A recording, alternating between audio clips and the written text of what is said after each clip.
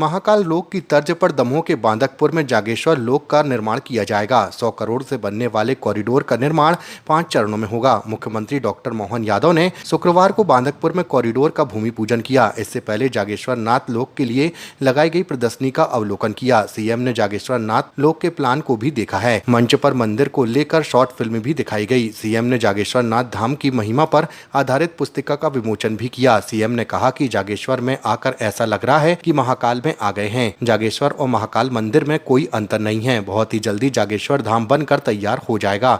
यह अलौकिक तीर्थ बनेगा। इस दौरान विधायक जयंत मलैया, पर्यटन मंत्री धर्मेंद्र सिंह लोधी, पंचायत मंत्री प्रहलाद पटेल और पशुपालन राज्य मंत्री लखन पटेल सहित कई लोग मौजूद रहे। भूमि पूजन के बाद इसका निर्माण कार्य शुरू कर दिया जाएगा।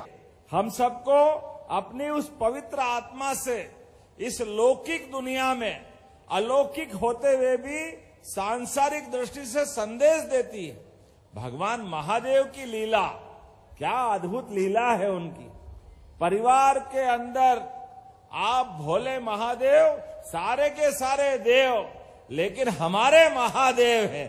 देवों में भी जो समान रूप से पुजाते हैं और असुरों में भी पुजाते हैं, जिनके जीवन में कोई फर्क नहीं है, सबको अपने साथ लेकर के सबके साथ चलने का, सबका साथ सबका विकास यशस्वी प्रधानमंत्री का जोरदार अभिनंदन करो श्रीमान नरेंद्र मोदी जी का, जिनका ये संकल्प हमको महादेव के साथ खड़ा दिखाई देता है।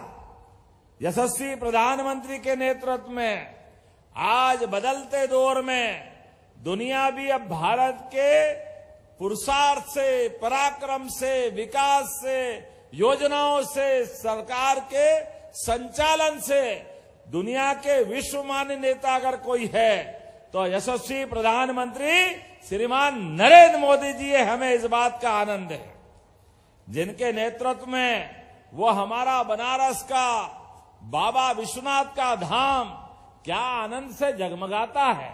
बोले बाबा विश्वनाथ की।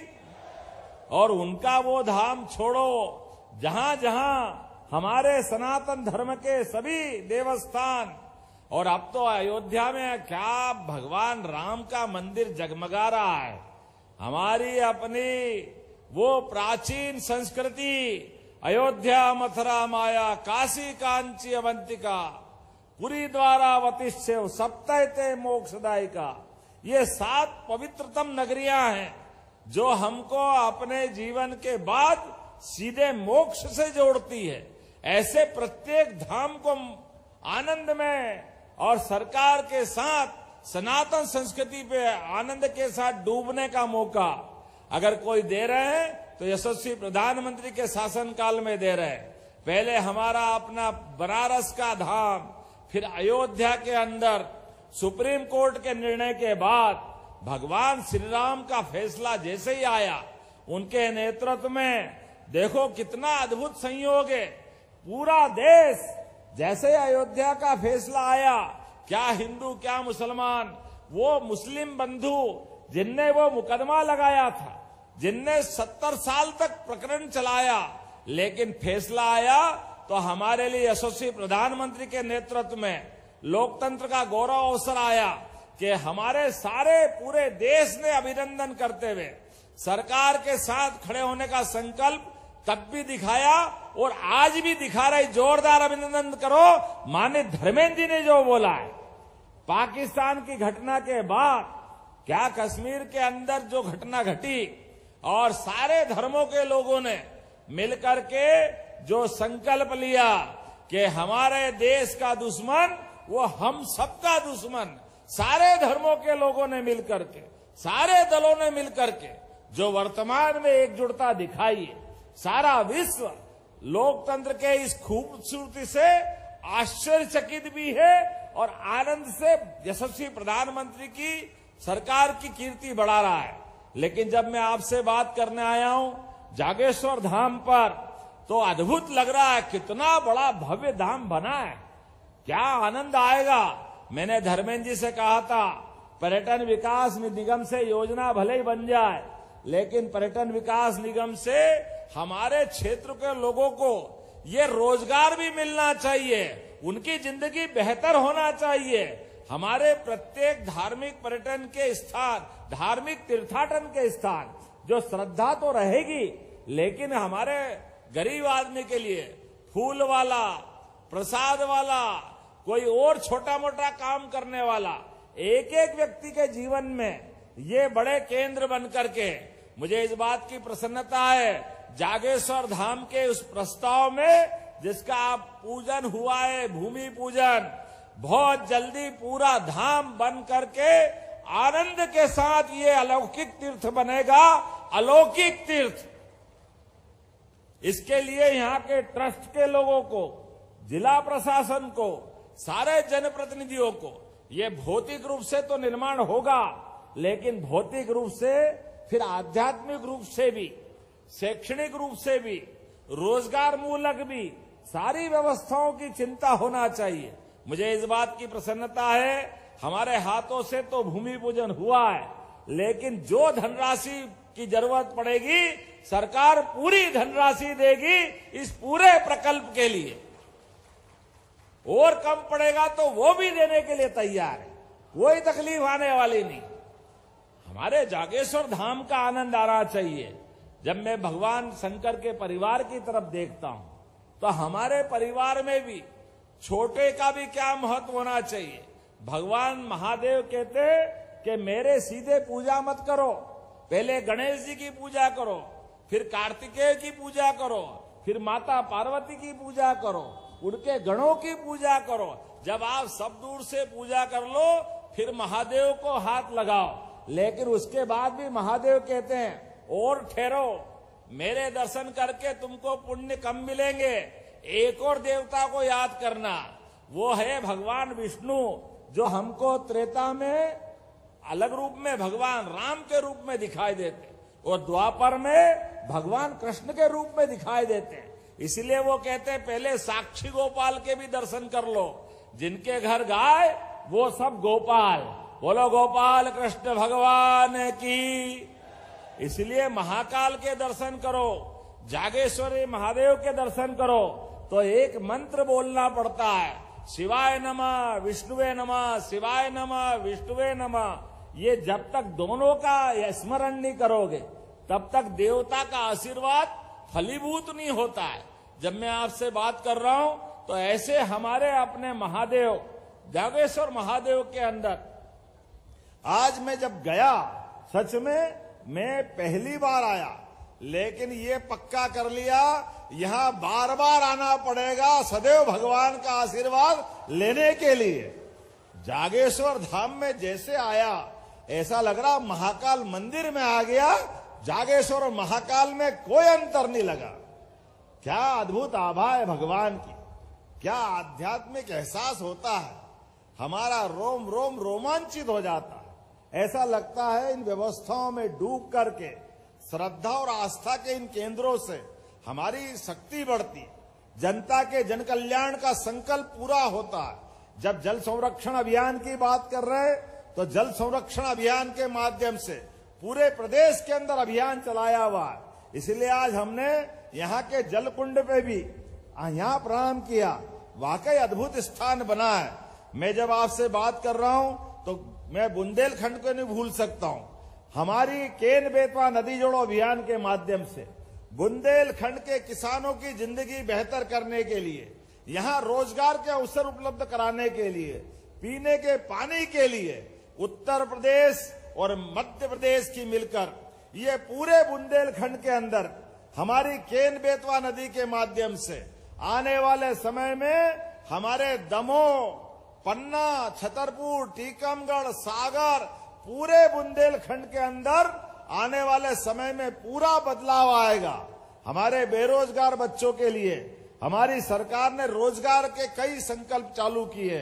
औद्योगिकरण के माध्यम से सभी प्रकार की इंडस्ट्रियां, हेवी इंडस्ट्रियां, मध्यम श्रेणी के उद्योग, लघु और कुटीर उद्योग और अब तो खेती आधारित उद्योग भी।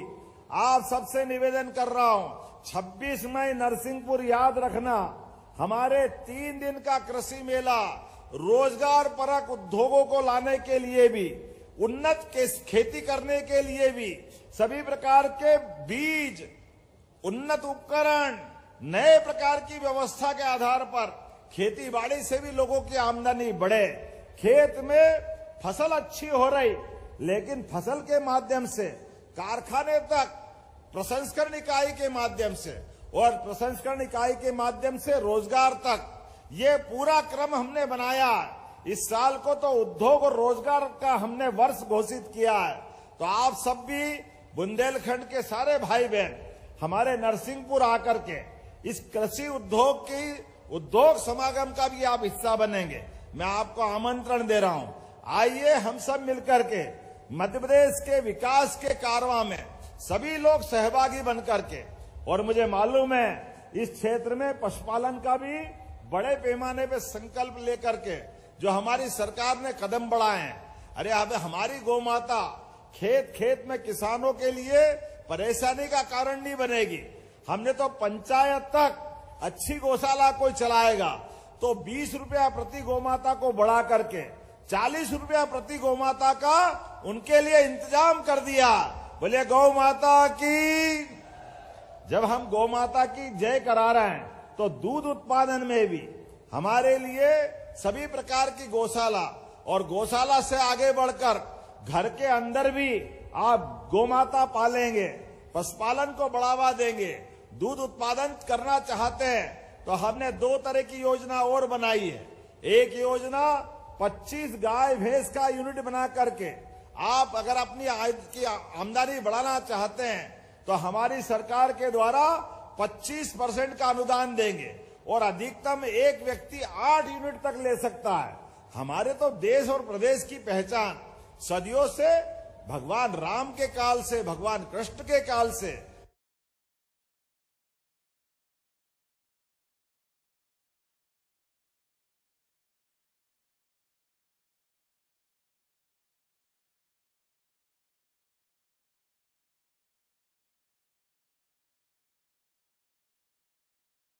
महादाव के काल से सदैव यहाँ दूध और दही की नदियां बहती थी। किसान की आमदनी अपनी फसल के अलावा दूध उत्पादन से होती थी। ऐसे में दूध उत्पादन को बढ़ावा दे करके हमारी सरकार अगर काम कर रही है तो यह आपकी सबकी जिंदगी की बेहतरी के लिए कर रही है। इसलिए व्यक्तिगत भी गोपाल हो, जिनके घर गाय वो गोपाल, जिनके घर गाय का कुल वो घर घर गोकुल। हमने संकल्प लिया है प्रत्येक अच्छे एक जनपद में वृंदावन गांव भी बनाने वाले हैं। वृंदावन गांव। बोलो कृष्ण कन्हैया लाल की। हमारी संस्कृति उनसे जुड़ती है। हमारे इस एक एक करके ऐसे बहुत सारे प्रकल्प है, लेकिन अभी तो समय की कमी है। लेकिन अभी हमने एक और संकल्प लिया है कि हमारे सभी नगरीय निकायों में गीता भवन भी बनाए जाएंगे। भगवान कृष्ण ने अपने मुखारविंद से 18 अध्याय की जो गीता का वचन दिया, जो पवित्र हमारे लिए धर्म ग्रंथ दिया, वो हमारे जीवन के सभी प्रश्नों का समाधान है। उसमें कौन सी चीज छूटी है? भगवान ने अपने ज्ञान से 18 पुराण, 4 वेद, सभी उपनिषद, सबका निचोड़ निकाल करके कर्मवाद की शिक्षा देते हुए जिस प्रकार से गीता अपने मुखारविंद से कही है, ये सच में दुनिया के अंदर अद्वितीय ग्रंथ है।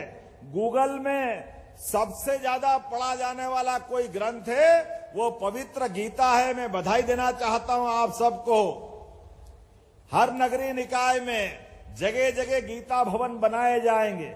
आज के इस अवसर पर बोलने के लिए तो बहुत कुछ है, लेकिन आज का दिन तो जागेश्वर धाम को भव्य तीर्थ स्थल बनाने के संकल्प का है। इसलिए आज के इस अवसर पर मैं आप सबको भगवान के धाम को, आपका भी भाग्य और हमारा भी भाग्य, मंच के लोगों का भी भाग्य, परमात्मा ने कई जन्मों के पुण्य से हमको ये मौका दिया है कि आज इतना पवित्र संकल्प का आज भूमि पूजन हो रहा है।